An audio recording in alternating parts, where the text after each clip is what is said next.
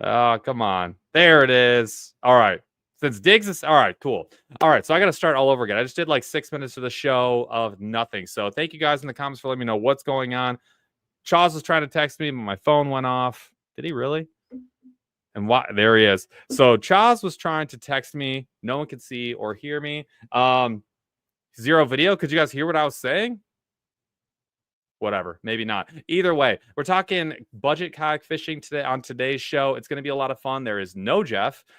He is gone, but he's on a work trip, so he's out there. He's out in California working. Allegedly, we'll see if he's actually working or not. But I am here, and Chaz is having technical issues, so Chaz is not here. So we are solo mission. You guys got just me today, but we're talking to fun. We're talking budget fishing. A little bit of housekeeping. YouTube vids are picking up, which is awesome.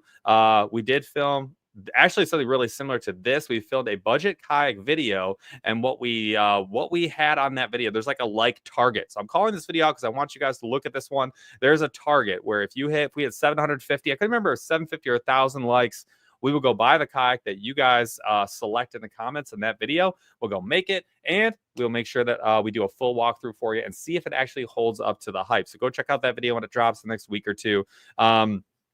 Also, yes, someone just called it out. Diggs was like, hey, if Jeff's in California, I hope he's not near the wildfires. He's actually probably within a half-hour drive of the wildfire, so he's pretty darn close. There's certainly a lot of haze out there, and I just wanted to take a second and recognize that there's a lot of people right now struggling.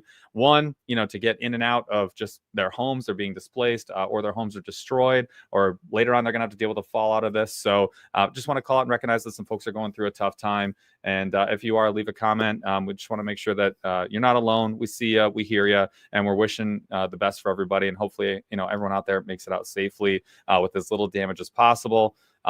And yeah, next up, we've got a members only coming on January 14th. So next week on Tuesday, 8:15 p.m. Eastern. It's going to be a ton of fun. If you guys haven't, we got a lot of new members from last month. If you haven't gone to a members only live, that's the only place to do our schmivaways. We definitely talk a lot more about what's going on in industry, give you some of the background perspective that we get, some of the things we can't say sort of on live. So you get a little bit more behind the curtain. It's a ton of fun. Go check that one out. Like I said, schmivs and real talk. It'll be a good time. So my cue of the D to myself, but also to you guys, is this one for me. What I don't do New Year's resolutions. I don't really like them. They've never done anything for me. I've never really, I don't think, ever stuck to one or been like, this is the most serious thing ever. But fishing New Year's resolutions are legit. Every year, there's like one or two things I want to work on, and I usually hard commit to that stuff. So I would be curious what your guys' new fishing New Year's resolutions are. What are you going to focus on? What is going to be your thing for the season? Are you going to learn about something new? Are you going to try a new concept? Are you going to get it, save up and get a kayak? Are you going to, fish the bank more? Like, what is it for you?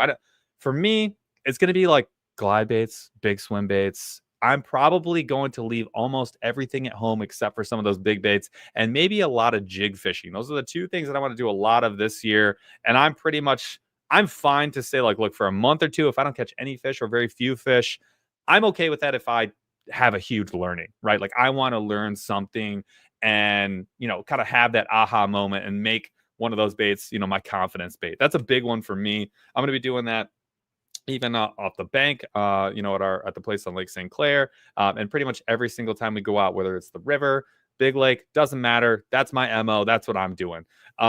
We do have a couple of people. How do I even do this? How do I do this? Can I do this? If I star this, what happens? What if I go? That's not helpful. What if I?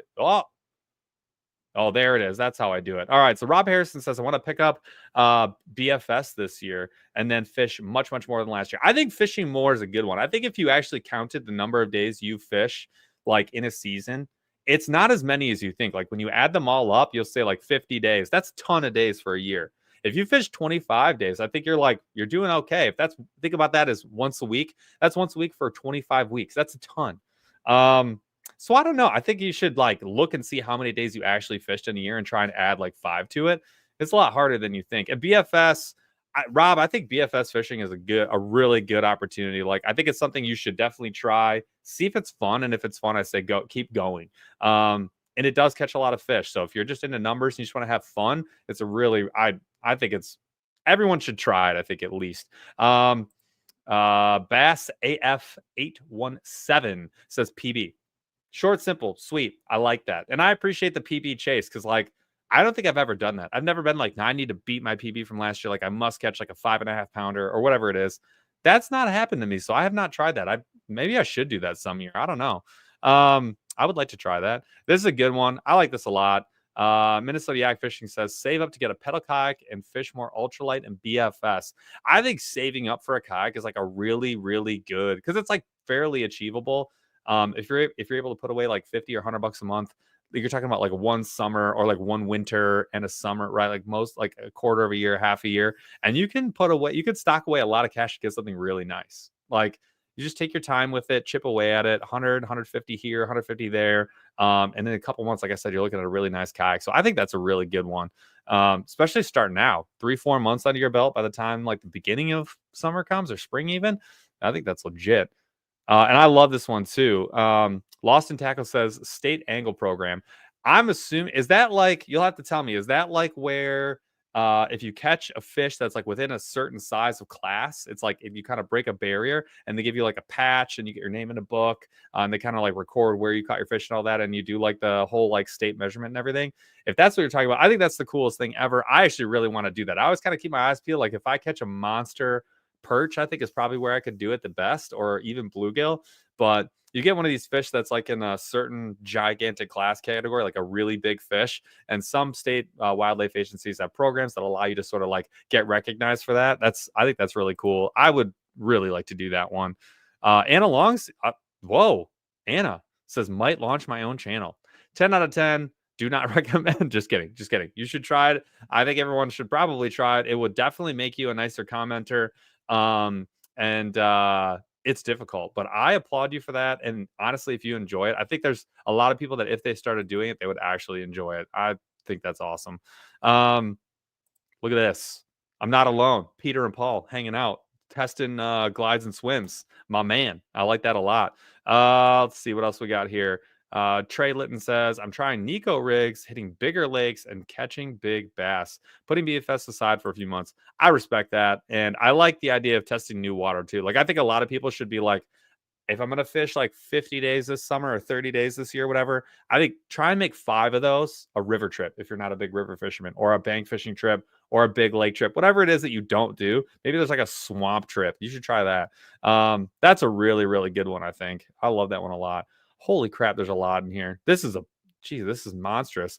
Tanner G6 says, my goal is to redo my rod arsenal. I want to downsize and get more travel-friendly arsenal of rods, ideally some multi-purpose, 1 or 2 of them, swim bait and BFS. So only 3 or 4 rods total. Very commendable. If you're, depending on what your budget is, I know TFO is releasing a travel rod, and they already have a couple out. They're very nice. They're super nice. And Okumas actually are super nice too. So if you're looking for a couple options, that might be one. I think Daiwa makes a few, but I'm not familiar with those. I've definitely not used them. Still pretty sick. All right, let's scroll. Okay. That's a lot, you guys. Holy crap. Oh, here we go. This one just got put in. DeBurley says, serious goal, reduce the amount of tackle on the axe so I can fish more instead of constantly changing techniques. I cannot tell you, that will change. We'll talk about this a little bit later in the show. That will change your perspective. You will be, I think this makes a lot of people better anglers. Like, I feel like when you kick out like 5 or 10 options out of your boat, I think you just find like all of a sudden it's way easier to make a decision. You spend less time farting around and fiddling with things.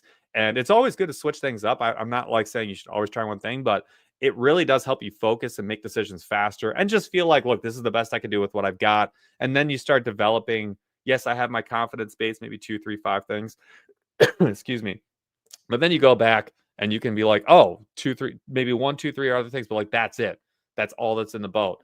You're going to be happy. And then it also makes you think more about like weather and stuff, because you'll be like, oh, how cold is the water? Like, can I drop my jerk baits yet and add a frog, whatever it is, right? And you can make those switches, and it makes you kind of stay really zoned in and focused on what is the highest chance baits of catching the fish, instead of, again, like he said, having everything. So I respect it. I like it a lot. All right, so let's start getting into value. Before we start digging into details, I'll say this. If you guys have questions about any of the kayaks that I'm mentioning, If you guys have any questions about a specific purchase you're trying to make, like, hey, I'm trying to buy X kayak for X dollars, is this a good deal or not?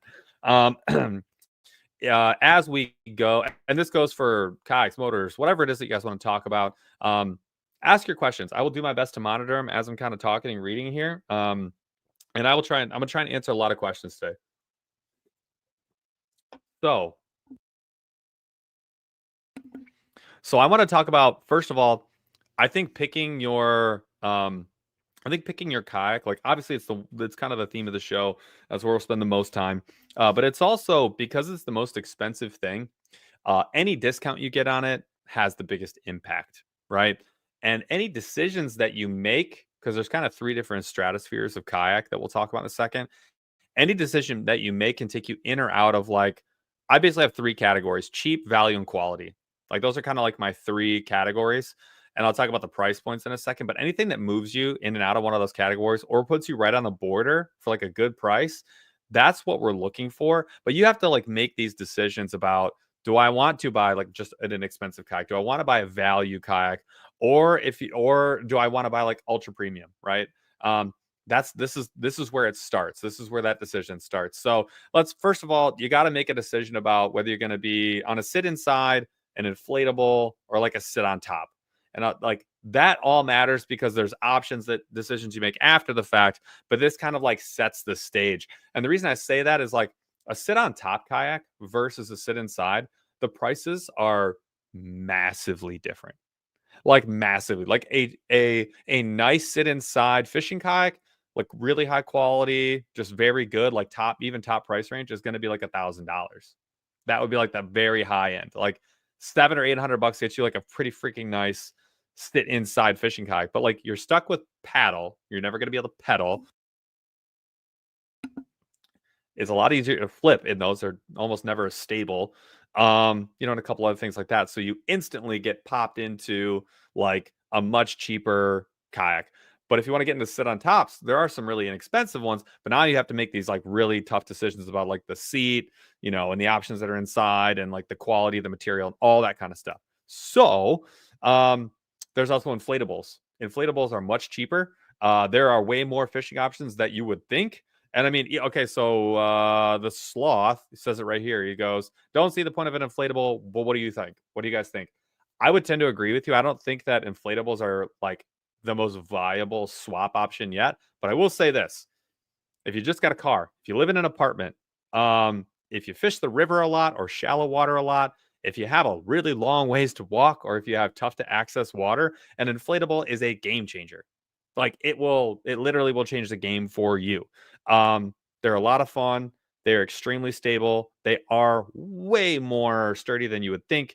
And then they're also quite a bit cheaper than some of those other kayaks. So I it is a must-have replacement? Is a decision everyone should have to make? No, I don't think so. But I do think there's a spot for it, and the more they make them, the better they're gonna get, and they will. I think they might take over someday. It's pretty nuts. I'm kind of excited about it.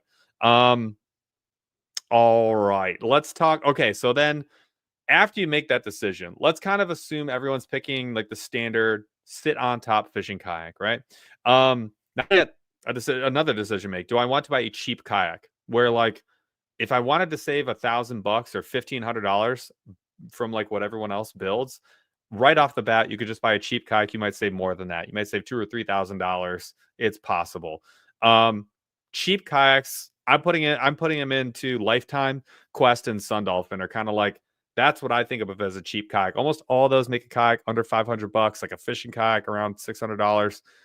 Here's what they can do: they can float, they can last a couple seasons. You can definitely fish out of them. Here's what they are not: the materials are okay, but they're not phenomenal. They're not going to hold up anything after, I'd say, 3-4 years. You're really going to start to notice the degradation and like just your ability to fish. And the biggest thing for me is stability and tracking. Tracking is like, every time I paddle, how much does the kayak move side to side? If most of the time when you're paddling, the kayak just kind of noses this way and that way, that's really good, right? We like that. That's what we're going to see. That is tracking. When I get into a Sun Dolphin, a 10-footer, I paddle one time and I'm facing this way. I paddle another time, I'm facing this way. Like, it's a problem. So that's putting you in the cheap category. Then there's the value category. So this is like Pelican, Vibe, Feel Free, Three Waters. Like these are brands where you can pay up a little bit, but they do make actually pretty quality kayaks. Like Pelican, I think makes a great kayak, and they're really inexpensive. Vibe makes a pretty decent kayak. I think they want to be like a quality premium. I think they fall into the value category. I'm not saying the other kayaks and that I'm going to mention in quality or premium are not value, because I do feel like they're value. Yeah, the Feel Free Moken, I think again, value. I mean, this we're talking like $600 could get you a decent kayak. We're talking $1,000, get you like a maybe even 1,100, 1,200, get you a pedal kayak, fishing kayak, 12-footer. Like that's what I'm talking about with value. It's an insane value. Now you go to the next category. Well, what else would you expect to see in value? You would expect to see just cheaper versions of what comes in the quality premium. You'll see more advanced hull designs, right? Like the tri hull, or even like maybe really flat deck, or even like some catamaran style. Like there's a lot of different styles, and you'll start to see some of the higher end ones in the value category. You're going to start to see rod holders included. You're going to see like bungees, like design areas designed to store kayak fishing crates. You're going to see all these kind, like that's the stand up ability, right? That's going to start to enter the chat, so to speak. But you're still going to be in that $6 to maybe $1,000, $1,200 range. That's value. Next up, we get what I would call just like quality / premium, right? We're talking Hobie, Old Town, Bonafide, Native, whatever it is, right? It's going to one of those big brands. New Canoe, and someone mentioned the New Canoe Unlimited. Like, oh, sorry. Anyway, sorry, I was reading someone's comment. There's like a there's a lot of these kayaks where it's like somebody was talking about, I think, the Unlimited, right?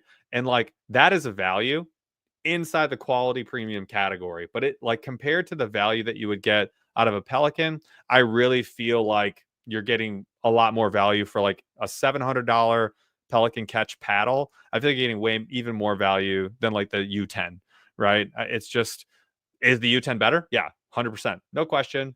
Like it's better, but you pay a lot more, almost double or more in some cases, and you can still do the same thing out of the Pelican Catch Mode 110. So there you go.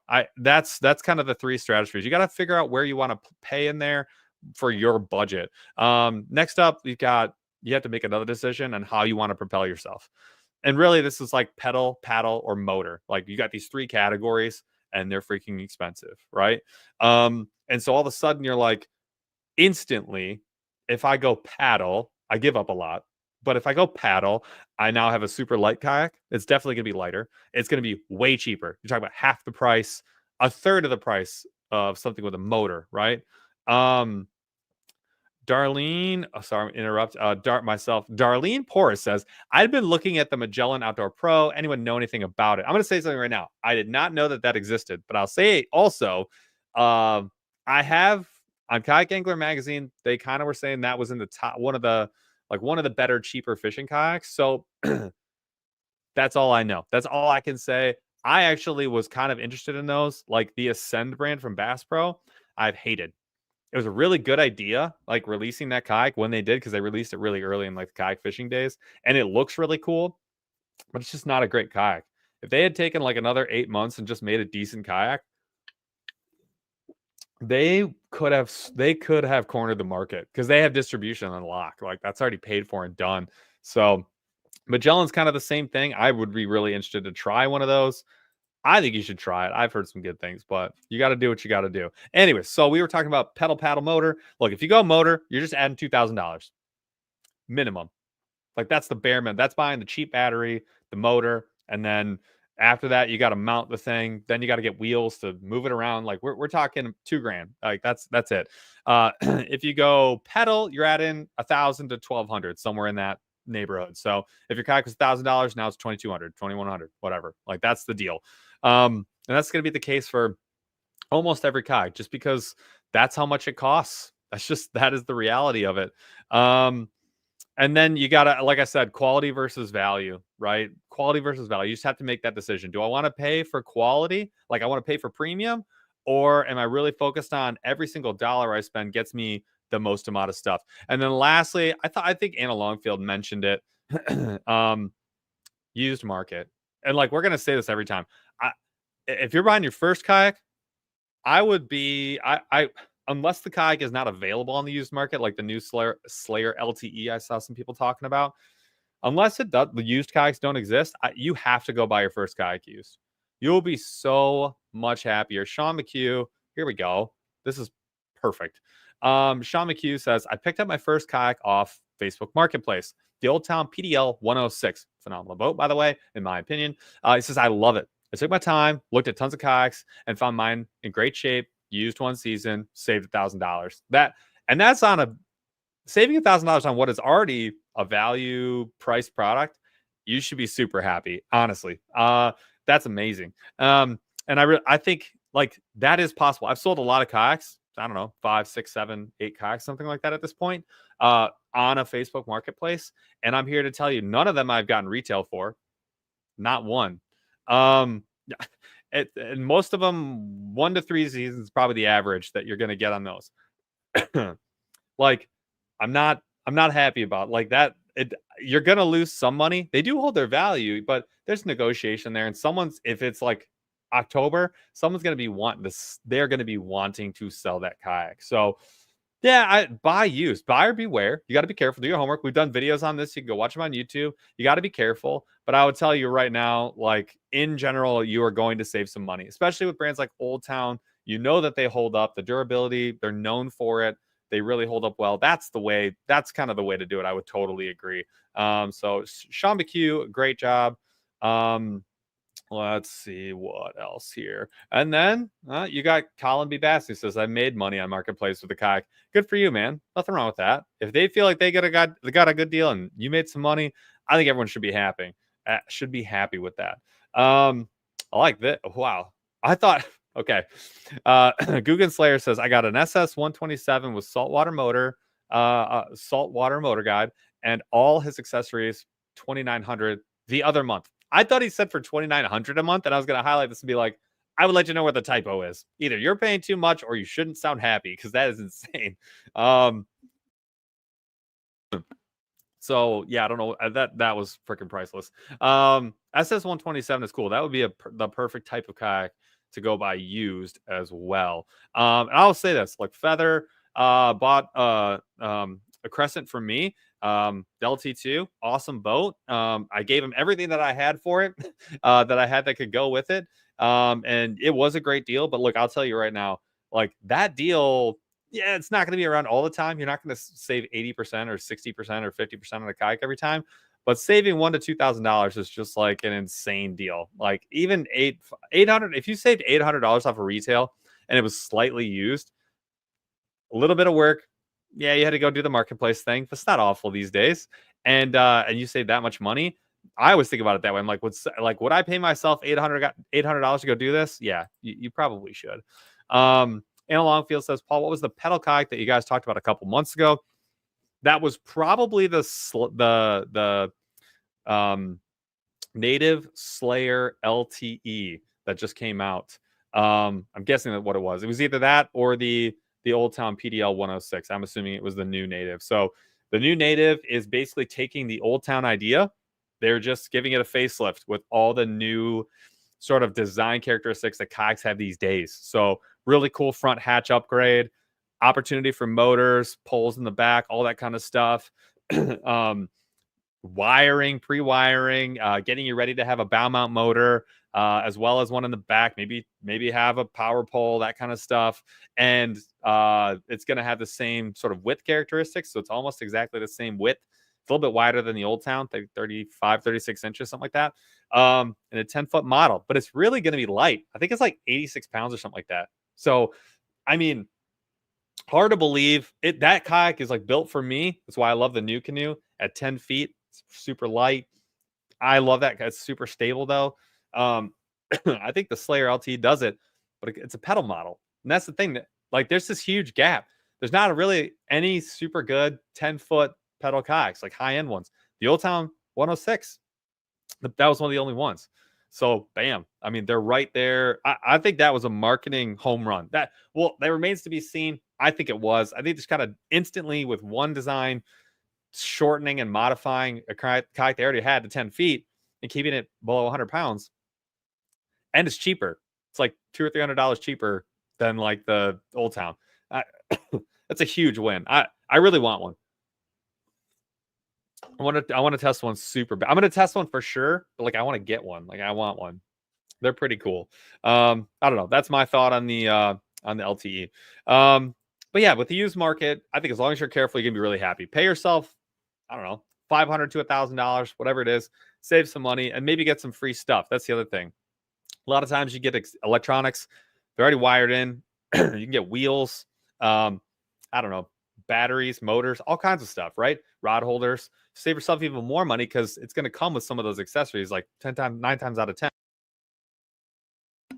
It's also going to, a lot of times, come with a paddle, maybe even a PFD. And that, as we'll talk about in a minute, that can save you some money. Because to me,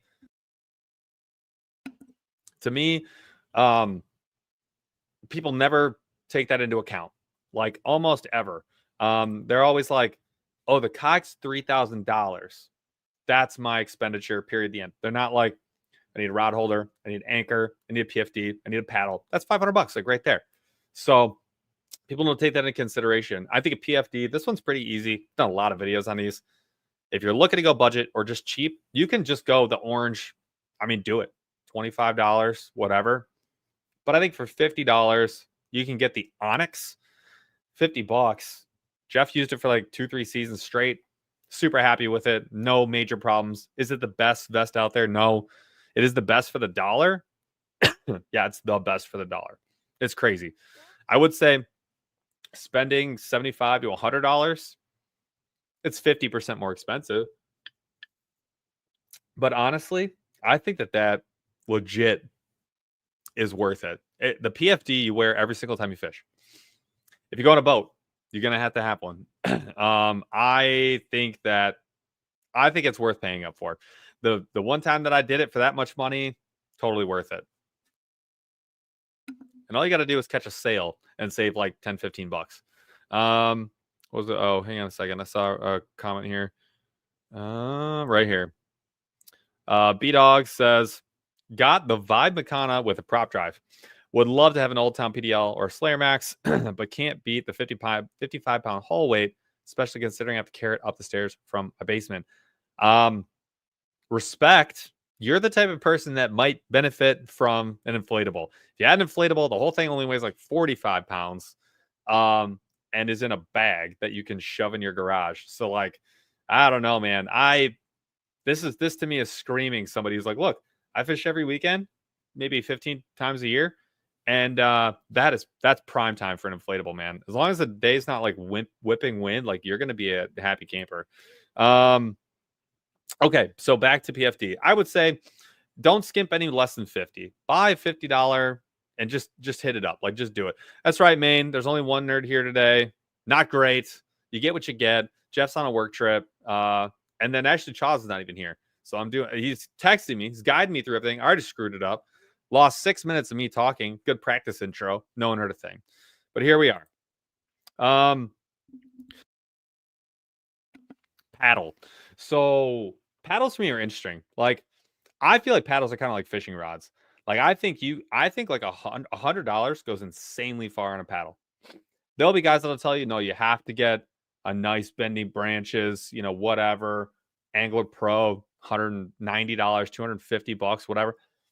Those are nice. I have 2 of them, so they're nice, but they're not required. A fully plastic, like Pelican Poseidon for $50, fine, no problem whatsoever. Like, I think that's the route everybody should go. The bending branches at 115. That's the one if you were gonna, I think, upgrade. I don't think the average angler, unless you're like a hardcore river angler, like there's no reason to go any further than that. I think the benefits are negligible. Like a sensitive rod, $100 versus $125, you're not gonna know the difference. 100 to 200, nobody cares. You probably would never know the difference. So yeah, Carlisle Magic Angler on sale for $100. I think you'd be really happy with that one. Can't miss. That's the type of thing I think you go for ultimately. That's probably where you land. I like start for 50. Pelican Poseidon, just whatever. You can get them on sale all the time. So let's talk accessories. This one, like, I actually ranked these. I went like, what would I get in what order? So this would be like, oh, I spent all the money I had except for like $150 on my kayak paddle and PFD. All right, in order, here's what I'm going to save up for and what I'm going to prioritize. Talk about prioritization. Number one for me would be an anchor. Before crate, for a lot of other stuff, anchor. The reason I say that, per dollar, I think you're fishing just exponentially higher, especially if you're in a paddle kayak. And since we're talking budget, true budget, you'd be in a sit inside paddle. But even a sit inside, if you're paddling, again, we're talking budget, dude, that that's your number one. Saves you from having to work super hard all the time. You can just take a break, not feel like you're scooting into a bank. You can actually sit and eat lunch, like, and enjoy yourself. To me, I think almost every kayak should just come with an anchor wizard. You should get a coupon for an anchor wizard, and you just go get one. Like, that's how it should work. To me, that's $100 very well spent. Let's see what else here. Oh yeah, look, 413 is like already on it. He's already talking about the Anchor Wizard. It is a game changer. It changed their whole experience. So to me, but even if it's like a cheaper version, like not an Anchor Wizard, but it's like a, a good like just something on a pulley, something you don't have to like wind. Anything past that, I think your quality of fishing life just skyrockets. So to me, Anchor is number one. Number two after that's going to be the crate. I think this just like really boosts your experience on the water, makes you a little more efficient getting in and out and fishing, and can add some extra rod holders, while not having to buy extras. So for me, that's a big one. Now you can go the simple crate, the $38 Yak Attack crate, I think is a great option. Definitely the way to go, especially when you're first getting started. But I think the Flambeau at $90 is gonna be really hard to beat. It solves a lot of problems for a lot of different kayak anglers, but it's a little bigger. So, but yeah, just just a milk crate is fine. And if you can strap on, zip tie on some rod holders, then that's the win right there. Number three, oh wow, Mogface, bro, I appreciate you. That means a lot. He says, thanks for hosting solo. Really appreciate the personal efforts to keep the addicts fed. Dude, it's wintertime. We all need it. I appreciate you. Just trying to do what we can do. So number three for me, I would say wheels. Like, again, it's just like quality of life. Use it every single time for the most part that you're doing you're out kayak fishing. Like, and it also, especially if you got a bigger kayak, if you like maybe bit off more than you could chew, it'll save your butt at a ramp because you don't even have to wait in line at a ramp if you're not using your truck. Just plop it on your wheels and walk down. That saves you a half hour of waiting for boaters if you slept in a little bit. So I think that's a big deal, man. That's a big deal for me. So it's number three. Oh, here's one. Sean McKee. Oh, was it Sean? No, I thought it was Paul. Yeah. It was Colin B. Bastigan says, Paul, are you going to be competing in the Topwater series at all? I don't think I'm going to be doing that, but I will be doing the Kayak Adventure series. We're probably going to do, I think, at least the Ohio one. And like the Kentucky one's only a couple hours further. So, well, it was. So there's a couple different options, but I think at least the Ohio. That sounds like a lot of fun. So I'll probably be doing that. I think that's like the first or second week of June. Don't quote me on that, but I think so. We're just not big tournament guys at all. I mean, we're tinker guys. We're like little, I don't know, little gremlins that live in a garage and just put motors on different kayaks. So yeah, no. And then what else we got here? Here we go. All right, number four. This is a weird one, but number four is actually a keel guard. Like, no one thinks about it. It's not super expensive. But yeah, it's like every time you land your boat, especially on like softer plastic, like less expensive kayaks, they're really not that hard. Like you actually can get through a kayak pretty easily, just running your boat aground every single time you put in and pull out. Keel guards like $50-$60. That's number four. Everyone should have one. Number five, somebody asked about tethers. I'll be honest with you. Here we go. It was Young Kim. He goes, rod leashes, where does that fall into your list? Honestly, I haven't used one since I first started. I also haven't lost a rod, which is like me basically telling you I'm going to lose a rod. If I just don't like working around them. I really don't. Like, I hate like managing them. There's like under my elbows, under my arms, getting caught on stuff. And I just run the risk of it. And honestly, I don't even tether my phone. It's horrible. It's really a bad idea. I really should do that. I should tether up this year. But yeah, I don't know. Yeah, I just can't do it. They're not even on my list. Number 5 though is paddle clip. So similar. I do. That's like the only thing I lash down really well is my paddle clip. So the Yak Attack one's really nice. Holds it out with a side, a little more expensive. Standard taco paddle clip. You buy a little bit of marine goop, boop boop, drill, screw, and you're on there and you're good to go. Those things are awesome. Like, and it really does. Like, again, if you're in a paddle kayak, it comes with one. But you know, you gotta also keep the paddle with you in the new kayak, so you gotta figure that situation out as well.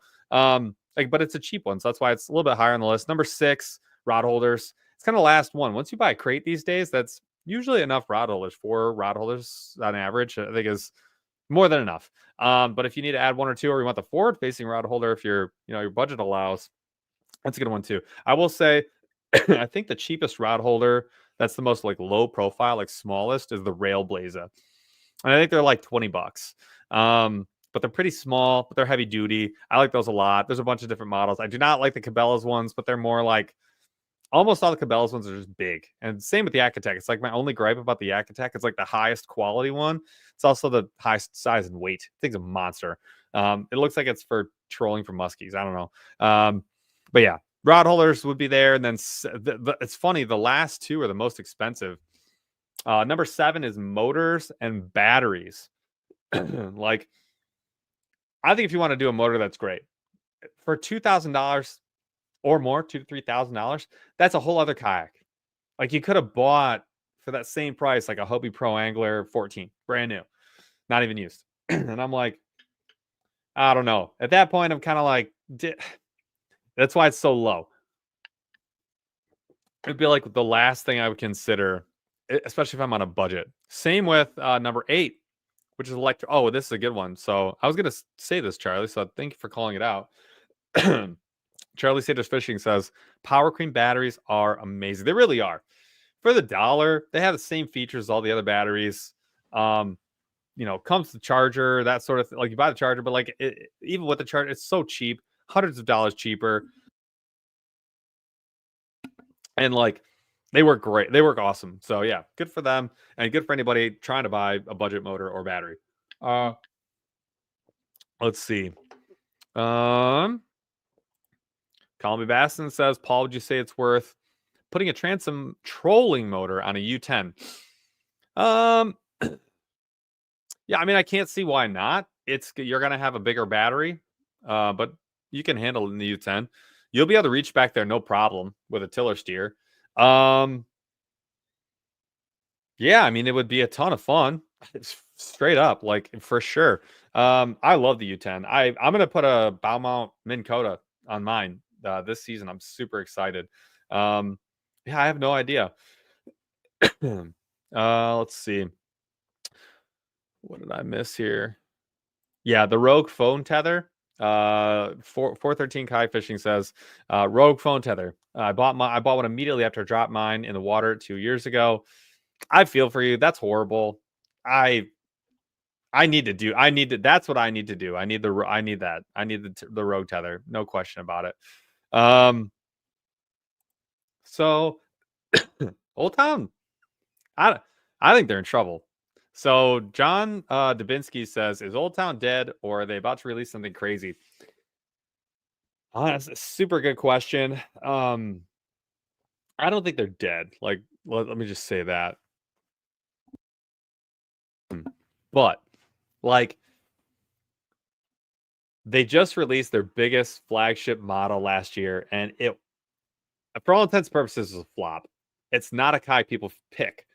$6,000 for a pedal plus, like, it just feels all kinds of wrong. Like, it just doesn't. It obviously didn't sell with consumers, and so are they? And then obviously the LTE coming out directly challenges the 106 and is really hard to argue against buying. So are they in trouble? I think they probably are looking around being like, we lost a lot. We lost our butts on this EPDL.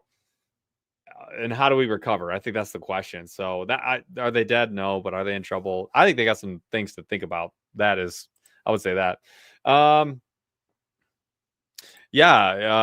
Mike M says supposedly the molds for these kayaks are super expensive. They are. When you roto mold, imagine the kayak, right? It's 12 foot, Old Town, right? Big, huge kayak. The mold is about 3 or 4 inches bigger all the way around than the kayak. And then that mold has like a casing, like a steel cage around it that holds it together when they spin it. That's only like 3 feet. And then that's all on these giant arms. Like imagine, I mean, this thing literally is like 20 feet long to make a kayak. It's 20 feet long. And then a kayak skeleton in a cage is just rolling around inside this. And it has to make like thousands of kayaks. They're very expensive. And developing them is super hard. And when you run into like weird little quirky issues, imagine like having someone make that kayak for you. That was very expensive. Maybe you're on beta 3, 4, number 5 iteration, whatever. Yeah, you might just give up on like getting the handle perfect. You may not have figured out that, something isn't quite right or whatever. Like it's totally nuts. Those things are super. I can't even believe kayaks can cost what they cost, honestly. All right. I do have like another like miscellaneous bucket of like other ways to save. And I'd be really interested to hear your guys' opinion on this. And again, if you guys have questions, I know I missed a bunch of them. So like this one right here this is what I'm looking for. But questions about kayaks, keep them coming. Questions about pricing, ways you could save money, is something of value or not. Throw all those questions in there. Noel Corral says, what do you think about the Vibe Makana 100 with the X-Drive pedal system? I think it's 1600. Do you think it's a good first pedal kayak for rivers and small lakes? All right, so I've been in a few Vibe kayaks, not in the Makana. I've heard some things, very mixed reviews. I think for a first kayak, it's probably okay if you're only going to be in it a year or two and then you're going to sell it. I wouldn't plan on making a lot of money on it though. Like if you buy it, you put a year or two into it, probably going to get 1,000 out of it. So I would think about that. I think there are probably some better pedal kayaks out there. I think a used Old Town 106 is the perfect thing to go against that. But I think if you got the Makana, you might be pretty happy. I think it'd be like, it's in the middle for me. I've heard that there are issues with the pedal drive and some folks aren't thrilled with them, but I do know that a lot of people have them and say they're fine and they work. So I'd say you're probably fine, especially if you want to be around that price for a pedal kayak. That is known as being probably the best value. So it's going to be really hard to argue against that for value. Do I know if Mike M says, Paul, do you know if Native fixed the water in the kayak problem with the Titan X? Not with the Titan X. Jeff has that same problem and there's no solution. I think it's just the way that it's designed. I really don't know. With the new Slayer LTE, fingers crossed. I certainly hope so, but I haven't heard anything. See what else we got here. Okay, here we go. 413 Kayak Fishing says, what are your thoughts on the auto boat head to convert a regular trolling motor? Thanks, they're about $600. I love the idea a lot. Jeff and I talked about getting one and trying it because I've never used it. I wish I did, but I just haven't. I think it's a cool idea and I haven't heard anything bad, so I'm assuming they work. That's what I think. I don't know. I'd be cautiously optimistic. How about that? And then Project Adventure 365 says, I use a crate behind my seat and I want to motorize my Recon 120. And I also want to get the motor out of the water. Is bow mount or stern mount my best option? All right, give me a second here. This is a good question. I like this one. Let's see. Recon 120. I just want to look and see at the seat positioning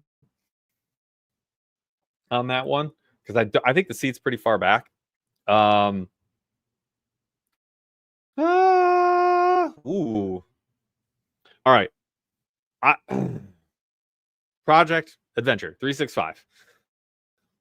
I would say this. I think that you would have no problem getting a crate and a motor in there and getting it out. I don't think you have a problem with that. I will say this.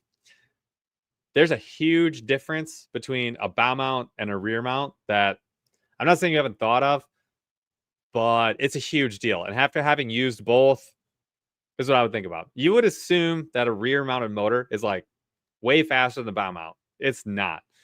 In that kayak, probably going 4 miles an hour, 4.5 with an NK 180 Pro. With a bow mount motor guide XI3 type thing, you're probably going 4.5, maybe slightly slower. That's it. And you got to carry a bigger battery. But otherwise, you're not getting this huge speed benefit. It also doesn't have a remote control. I'll tell you right now, the biggest thing that I would love to see next year is a remote control, just on-off speed control for a Newport style rear mounted motor. God, that would change everything. I wish they would do that. So I actually think, in my opinion, when you're asking about is Bauer Stern my best option, I wouldn't worry about configuration.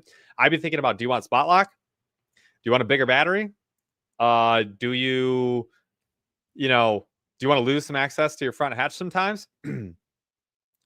Or do you want to go faster, like go spot to spot fast, but then have to paddle when you get there? And still use an anchor system and not have a remote, but be able to go upriver, have better, smaller battery, be more efficient. There's the two situations I think you need to ask yourself. It's kind of more about how you want to fish. If you're a sit fisherman, yeah, I'm probably going with the rear mount. If you're a stand-up guy a lot, I'd probably go the bow mount. So I don't know. That's a tough question. Voodoo 2049 says, Paul, what about the new Hobie 360 XR? I have no interest in it at all. I'm sure it's very good when you first get it. I have no interest in it at all. And the XR, I don't even know what it does. Like, it's just more heavy duty. Oh, that was it. I really don't know. I haven't done any research. It's a super nice kayak, and it's the best kayak hull, the kayak fishing hull, and money can buy, in my opinion. There we go. Hold on. Sam X. Looking hard at the CK1 Venture, assuming I can customize it as a fishing kayak, afraid a trolling motor on the back would interfere with a crate. I know the CK2 Venture. I don't know about. Let me go to their website. I think it's 11-footer. You'll be able to get a crate in there, but it'll be the smallest size. It'll be the 13 by 13. You can do it. At least the Newport for sure. The plate brings it forward a little bit, but then the bracket pushes it back. That's the same rear cockpit as the LT. A little shorter, but you should be fine. I think you'd be all right. You definitely don't want a bow mount on that one. It's my opinion. I don't even know if you can. I wouldn't either way. Let's see. So yeah, Carl Cohiel says NK300 on my Recon with a giant crate hit 6.7. Yeah, that's twice the amount of horsepower as a 180 Pro, which is what most people I think are getting these days on a 10-foot kayak. Oh geez. Hey, why isn't it showing up? Show up there. There we go. Gixer Squid says, first of all, thanks for the super chat. Thank you, sir. He says, what kayak would you pick for creek fishing that you have to take in and out and down for trees along the way? Spare no expense. I would say, actually, it's all the same. I mean, unless you really need to go cheap. But the prices come down. I think it's like $1,500 or $1,600 now. The Crescent Shoaly. Very heavy duty. Doesn't need to have accessories added to it except for an anchor wizard. And the destiny is the river and creek. I mean, that is what it is. Now, if you need to be a little shorter, if it's really water that's that skinny and small, I don't think it matters at that point. If it really is that small, like it's 6 feet wide, 8 feet wide for most of it, I don't think it matters. Just any sit on top kayak. Because you don't need to be efficient. You can pretty much just put your feet down and stop for most of that.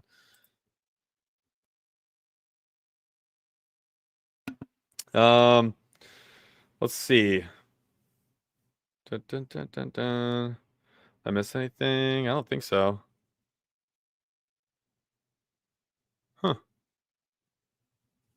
Oh, here we go. New Fishin says I tried that but couldn't get the crate and the battery in the CK1. Yeah, I think the battery is going to be a problem, but the battery can ride up front. I mean, if you need to, the battery can ride in the front. That's probably going to be your best option on that CK1 venture. Um, yeah, battery and crate without not having the battery in the crate, you're going to have a problem. Yeah, you're definitely not going to have any fun there. Let's see what else we got going on. Oh, here we go. John Dubinsky says, "Why an anchor wizard? I still use a 1-inch rope and a 15-pound weight." 1-inch rope. It's like a tether, maybe. Either way, yeah, I don't. I mean, the anchor wizard is so much faster, and it's always in the right position. And you don't. It's just simpler. It's just amazing how much time you save, even just like the feeling of time saved when you're like got to a spot, you pull up.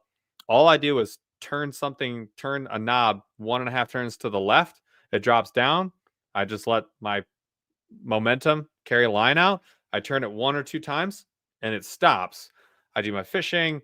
Now, instead of having to hand over hand bring the line in, pain in the neck, and then dump the whole wet mess into my seat next to me and find a spot for it and have it bouncing around all the time, all I do is go, and then I go. And it's all cleanly, neatly ready to go.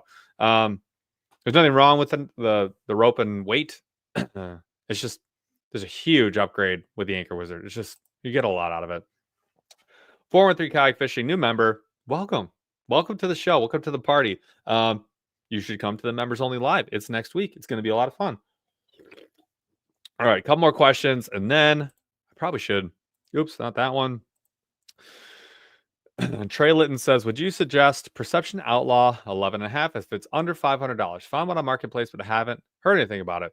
Yeah, I think under 500 for an Outlaw 11.5 is great. If that's the kind of kayak you want and it's in good shape, I think that's a great deal. Look, like that's the price you should expect to pay depending on what year it is and what condition it's in. And I think that's a great deal. $500 is a very inexpensive kayak, and if you're getting a decent one, like just decent or good, for that price, yeah, I think you should be. I think you'd be happy. We'll do one more here. All right. I think. Oh, here we go. Penguin B says, I went from rear mount motor with foot steering to a bow mount with spot lock. And I really miss having foot steering. Foot steering is very nice. And the Source Crates and Big Adventures both just came out with a huge upgrade in like foot pedal design. It's a peg, like the same type of peg you'd have in the back of a bike in the 90s, early 2000s. So it's a peg, and then the peg can be like pulled out and just turned, and it's all the extra cord gets coiled up. It's on ball bearings, rollers, like 8 of them per side, and they don't gum up. They're incredibly smooth. They're super quiet, and they're insanely comfortable. And you can move them with your feet kind of when you're standing too. So huge, just like yeah, foot steering is pretty rad. But so is button remote control steering. It's kind of a I don't know. I don't think you can miss either way on there. All right. So my last tips. I'm going to leave you with these tips before we do the slow rolling thunder. My last tips to save. Number 1, these are in no rank order. This is just as I thought of them. There we go. Bring less stuff. Like we talked about slimming down and focusing. Last year or 2 seasons ago, I used almost for 9 weeks, 10 weeks straight, or maybe 12 weeks straight. I just use a sit inside paddle kayak, and I had to slim down. I went down to 2 rods or 3 rods max, and honestly, it was phenomenal. It just made things simple, fast, and clean. And then guess what? I'm not buying extra rods. I don't have space for them. I'm not buying extra tackle. I just don't even have space for it. I'm only going to bring what works. Gear minimum, because you're just going to bring less stuff. I love that. That's one way to do it. Two, pick water that's good for the type of kayak that you fish. And what that's going to mean is you're not going to be adapting your kayak to operate where it's not supposed to. So if you have like a really old soft kayak that shouldn't be getting bumped around, like don't go and fish like tiny creeks in the river where you have to drag it down a mountain. If you have a paddle kayak, don't go to a giant piece of water.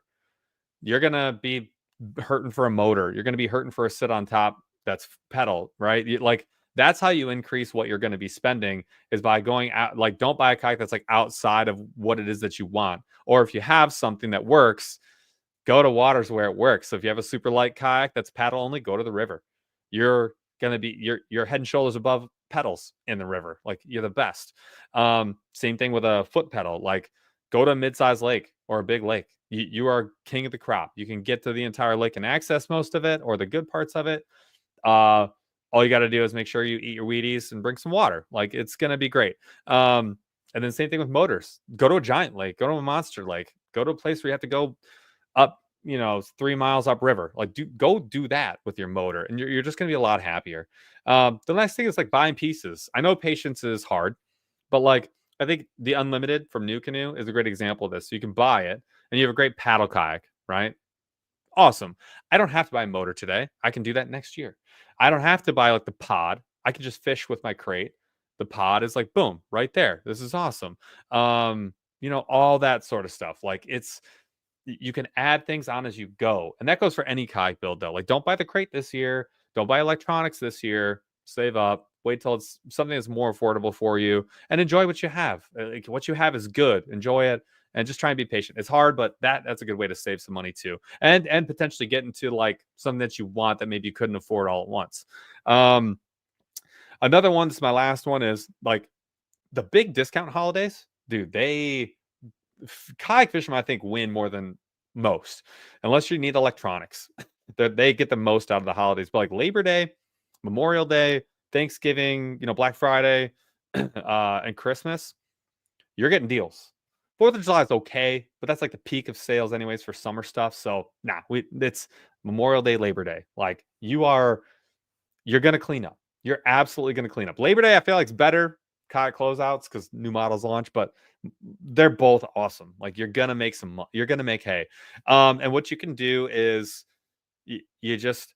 you find out what's going to be on the Black Fridays. You watch the YouTube, right? You look at the marketing, and then you kind of save all your pop cans from one day. I've done it for like the big upgrades. So electronics and stuff like that, that's where I'm going to go and try and get the most out of a holiday. So those are my kind of 4 tips that are like miscellaneous. They don't really fit in anywhere, but if you're really looking to, again, get that highest amount of value but the lowest amount of dollars spent, those are some good ways to get a lot for a little. Charlie Sanders Fishing says, do you think there's any possible way to do foot steering on a 120 PDL with a Newport? I'm sure it can be done. It's not going to be easy. And I think that the average, even somebody with like some pretty good at working with their hands, they're going to have their hands full with that project. I don't know that it's possible. I think it is, but it's not made for it, man. It's an old kayak. People forget how long the Sportsman's been out. It's like 8 or 10 years. And like the last 3 years, kayak fishing has just like totally changed.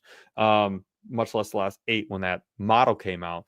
It's just none of that stuff was even in use. No one was using motors. No one had front trollers. No one had power poles. They added the 4-bolt pattern on last time. Like, it's crazy. So I don't know. It's just not meant for it. Let's see. What does it say? It says, do you remember to actually paddle the kayaks so we can tell the wife it's a workout and worth the expense? Do remember to actually paddle. Dude, the best advice, the man's obviously married, probably has a couple kids, and he knows his way around a kitchen and knows how to handle his business. I appreciate that. I'm going to take that home, but no, I worked out. You know it. I paddled. to the launch, and that's about it. Let's see what else we got here. Flippin' Kick says last time you were in a Bonafide SS127. Well, I think that was two summers ago. So it's been a while. I mean, I had no problem with the SS127. It's really fast paddle. The whole designs on those Bonafides, they're like an arrow, dude. They fly. There's just a couple quirky things about it I didn't really love. I don't to be honest with you, I like Bonafide in general is kind of like second tier for me. Like they make a really nice kayak, and for some people, people just love them. Like this isn't a dig on them. This is a personal choice thing. I just always find them to be like they're always trying to be like Jaguar, like super high end, and I feel like the designs are for the most part really good. There's always some good ingenuity, but I feel like they're always just like natives I find to be like more effective. Feels like weird things I just don't love about the Bonafide. But do people love them? And I totally see why. They're really nice and they're beautiful. And they are fast. The whole designs are they're made to freaking move, man. I love that. I appreciate this one too. Jason Benner says, also hope that your arm is ready for spring fishing. It actually is. I got the go ahead to go and strengthen. So tomorrow I actually get to start using it. But I think I could show you guys. That's the scar from the surgery right there. Not too bad. Then I got another one on this side. You can't even see it. It looks like you can barely see that one. It's like totally gone. So yeah, the arm's actually doing really good. I'm pretty happy about where I'm at with recovery. But thanks, Jason. I appreciate you, buddy. This will be the last one. DeBurley says, I want to get the XTR, so I'm selling it to the wife as she can go sometimes with me. Hey, it's not a lie.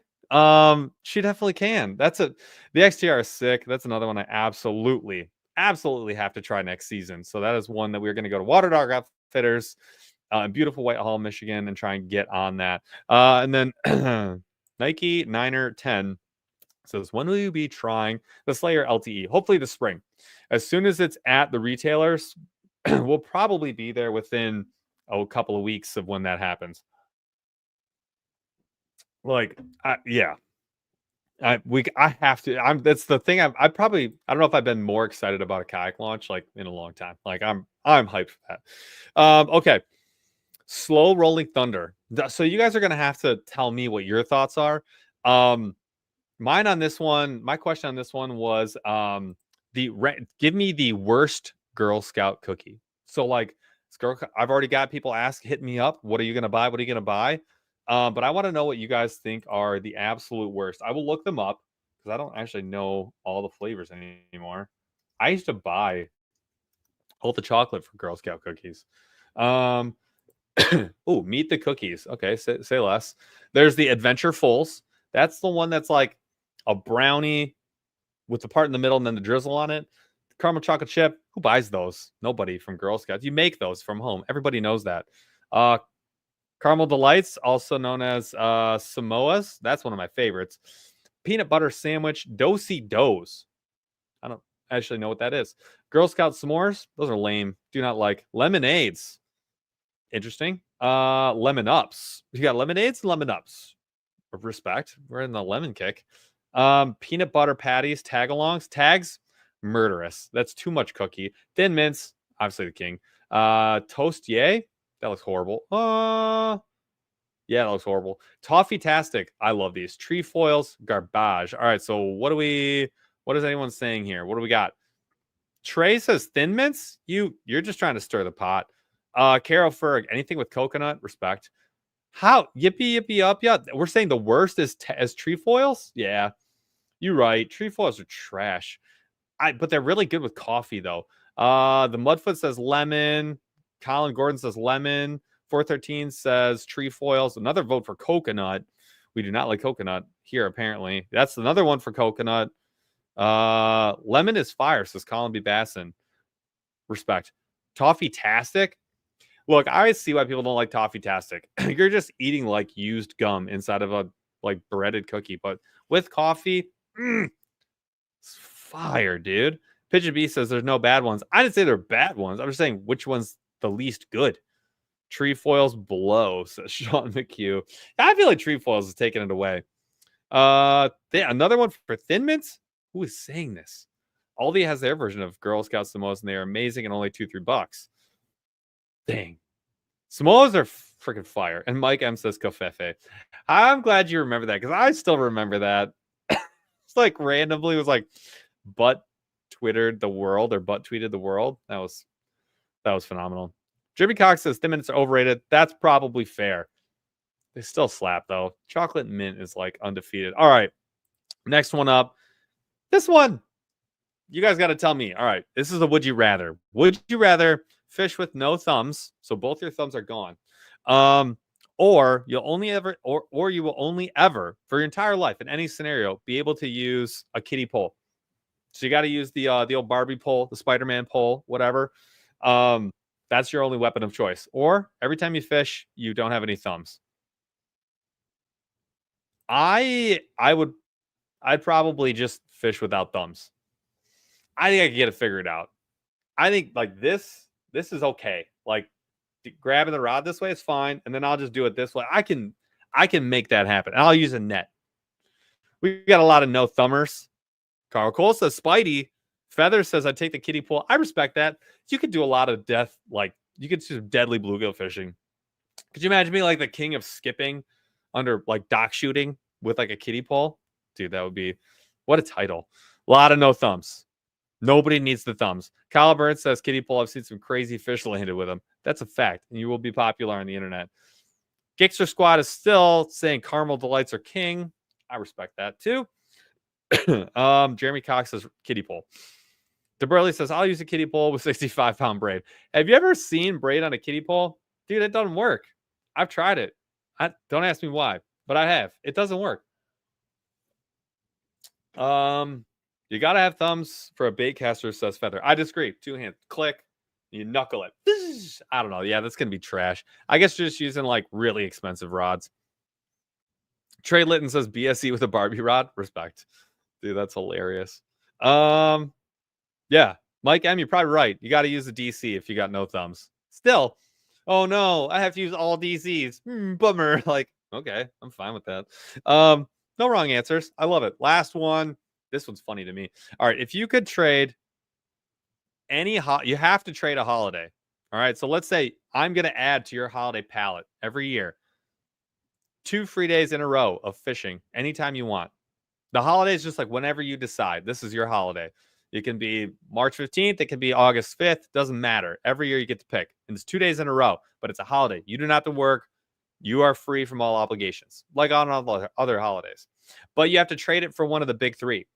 If you take the fishing one, you have to get rid of Christmas, Thanksgiving, or Halloween. If you're going to swap, which one are you going to get rid of? Thanksgiving's my favorite holiday. If I take away Christmas, I'm just like a horrible human being. I'm going to jail for sure. But like Halloween, I could drop Halloween. I think I could get rid of, I don't need Halloween. That's just one night of me giving away $90 of candy. Like, and then I got to eat 90 pounds of it for the next 3-4 months.